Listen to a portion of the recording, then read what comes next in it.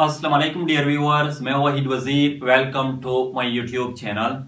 तो हमने class 5th general science का जो फर्स्ट चैप्टर है वो स्टार्ट किया हुआ है।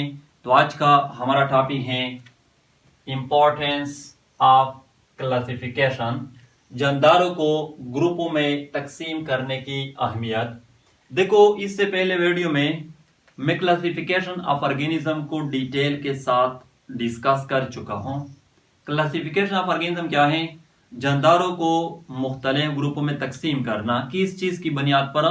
सिमिलरिटीज एंड डिफरेंसेस की बुनियाद पर, यकसानियत और गैर यकसानियत की बुनियाद पर। तो इस अमल को क्लासिफिकेशन ऑफ ऑर्गेनिज्म कहा जाता है।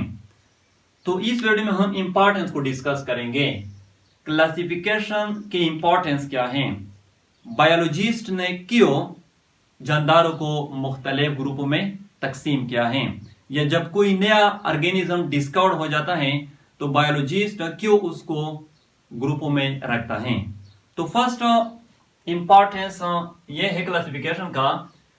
Due to classification we can determine the similarities and differences among organism. Classification की वजह से हम जानदारों के दरमियान सिमिलरिटीज और डिफरेंसेस को मालूम कर सकते हैं। इसका मतलब क्या है, मैं समझाता हूं। फॉर एग्जाम्पल 3 ग्रुप है हमारे साथ, group A, group B and group C. तो ग्रुप ए में मैंने ह्यूमन एंड मॉन्की को रखा है।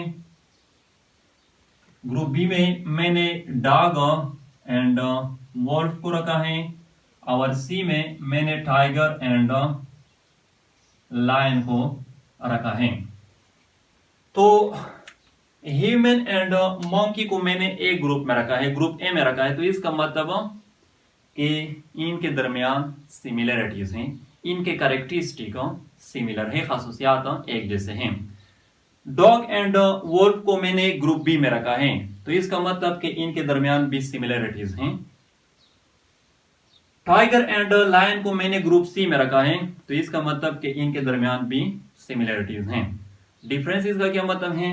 देखो, ह्यूमन एंड डॉग को हम एक ग्रुप में नहीं रखते। रीजन क्या है? रीजन यह है कि इनके दरमियान क्या है, डिफरेंसेस हैं। इनके कैरेक्टरिस्टिक जो है, खसूसियात जो है, वो सिमिलर नहीं है। तो क्लासिफिकेशन की वजह से हम ऑर्गेनिज्म के दरमियान सिमिलरिटीज और डिफरेंसेस को मालूम कर सकते हैं। डिफरेंसेस एंड सिमिलरिटीज का मतलब क्या है, ये इससे पहले वीडियो में मैं डिटेल के साथ बता चुका हूं, ठीक है। तो फर्स्ट इंपॉर्टेंस ये था।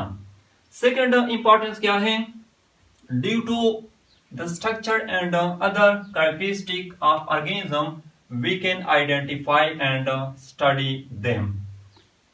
जानदारों की साख्त और उनकी दूसरी खासूसियात की वजह से हम उन्हें आइडेंटिफाई कर सकते हैं, पहचान सकते हैं, और उसको हम स्टडी कर सकते हैं।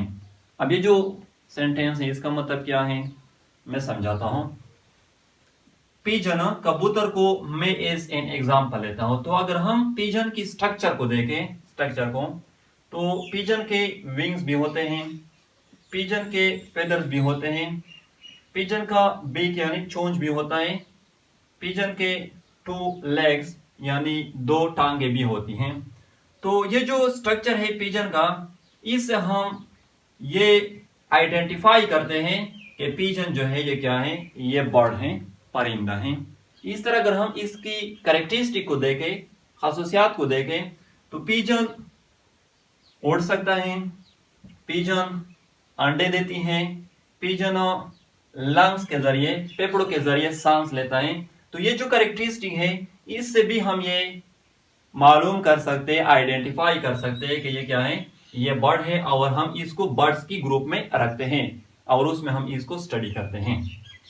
तो जानदारों की साख्त और दूसरी खासूसियात की वजह से हम उन्हें पहचान सकते हैं। थर्ड इंपॉर्टेंस क्या है? We can also know the relationship among organism। Classification की वजह से हम जानदारों के दरमियान ताल्लुक जान सकते हैं, रिलेशनशिप जान सकते हैं। इसका क्या मतलब है? अगेन मैं यहां पर आता हूं। देखो, ह्यूमन एंड मॉन्की को मैंने एक ही ग्रुप में रखा है, ग्रुप ए में रखा है, तो इसका मतलब कि इनके दरमियान कोई ना कोई ताल्लुक होगा, ठीक है, रिलेशनशिप होगा। इस तरह डॉग एंड वुल्फ को मैंने ग्रुप बी में रखा है, यानी एक ही ग्रुप में रखा है, तो इसका मतलब कि इनके दरमियान कोई ना कोई ताल्लुक होगा, रिलेशनशिप होगा, ठीक है। तो थर्ड इंपॉर्टेंस क्लासिफिकेशन का यह है कि ऑर्गेनिज्म के दरमियान जो रिलेशनशिप होता है, जो ताल्लुक होता है, वो हम जान सकते हैं। और भी इंपॉर्टेंस है, लेकिन वो आप हायर क्लासेस में पढ़ेंगे। आप लोगों के बुक में ये 3 इंपॉर्टेंस दिए गए हैं। So this lecture was about importance of classification. I hope आप लोगों को वीडियो अच्छी लगी होगी। Thank you.